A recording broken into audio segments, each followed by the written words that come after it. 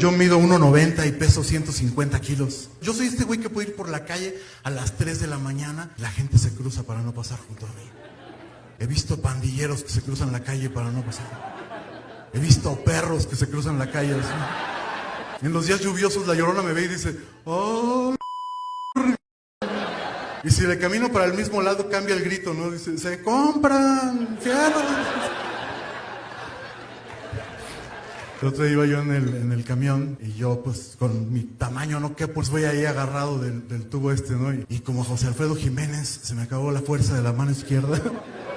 Les decía lo del peso para que se imaginen la calidad de verga que le di al señor que estaba abajo de mi mano. En la cara, güey, con la mano abierta, como un pinche judicial, güey, ¿no? ¿Qué le dices, no? Decir, perdón, señor, se me cayó la mano, pues.